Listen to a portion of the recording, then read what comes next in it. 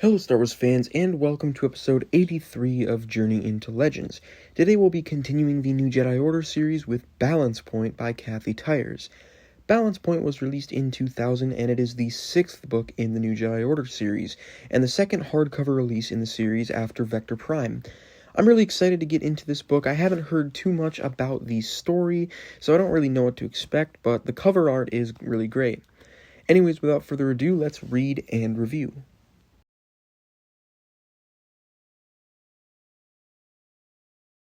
So this book was shockingly small scale, with it almost entirely taking place on the planet of Duro, and for the most part, this book was honestly really boring. For about the first 200 pages, all that really happened was that Leia was working to revive the polluted planet of Duro, and Han, Jacen, and Droma, and an injured Jaina helped the refugees. There was a really fun moment, however, where Han and Leia run into each other, not knowing each other were on the planet.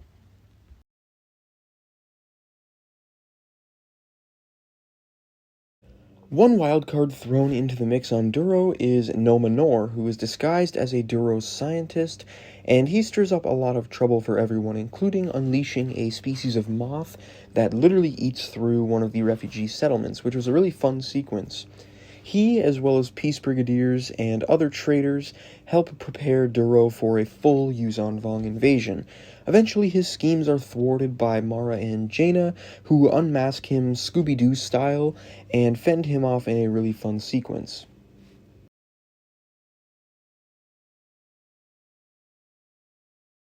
There was also a pretty interesting subplot involving traitorous members of CorDuro shipping, siphoning and putting aside supplies from their shipments meant for refugees in preparation for an escape from Duro.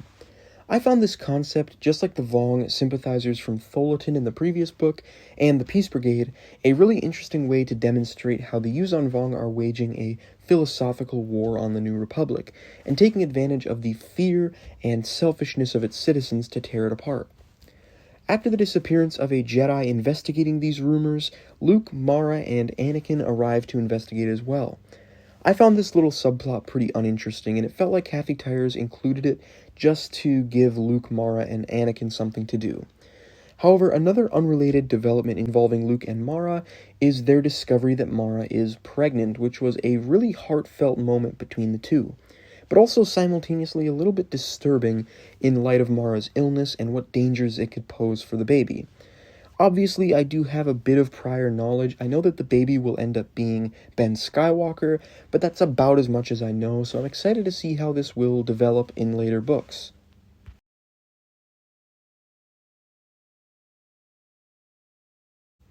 Arguably the main character of this book, Jacen goes through quite a bit of development on his journey of self-discovery, a journey that he's been on for multiple books now. And it all comes to a head early on in this book with a mysterious and very grave vision that haunts Jacen and influences his decision-making throughout the rest of this book.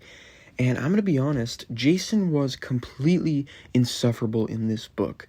I understand Jacen's reluctance to use the Force, although I thought Kathy Tyers did a very poor job of trying to justify his viewpoint, but there are moments in this book where Jacen and others are in danger, and he just refuses to step up and defend his friends, and he just came across as a stubborn brat. Luckily, Jaina is super based in this book and points all that out to Jacen. Despite all that, though, I really liked Jacen's vision, and I'm curious to see if it will continue to affect Jacen's decision-making going forward, or if the events of the vision will actually play out later.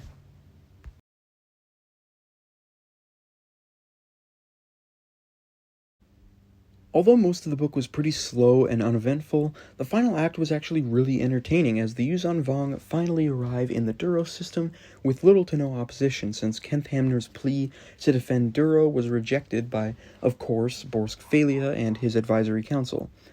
and the systematic destruction of Duros' defenses had some really interesting moments, such as the introduction of some really unique Yuuzhan Vong creatures, the Tuskart and the Scauru, which are basically an ancient snake and slug.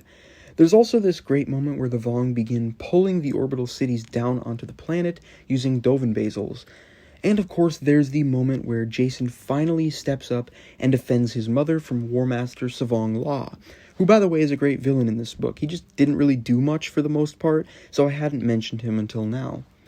Anyways, Balance Point ends with one of my favorite moments from the whole book, when Savong La broadcasts an ultimatum to the entire New Republic, promising peace if the New Republic surrenders the Jedi to the Yuuzhan Vong. And this cliffhanger sets up some really interesting avenues for future books, and I'm excited to see how the galaxy responds to this proposition.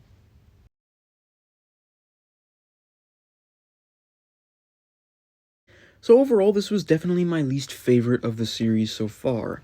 For the most part, it was extremely uneventful and slow, with Mara's pregnancy, Jacen's vision, and Savong La's ultimatum being the only notable developments of the book. However, the final act definitely ended the book on a good note, though not quite good enough to bump it above Jedi Eclipse and the others in the series.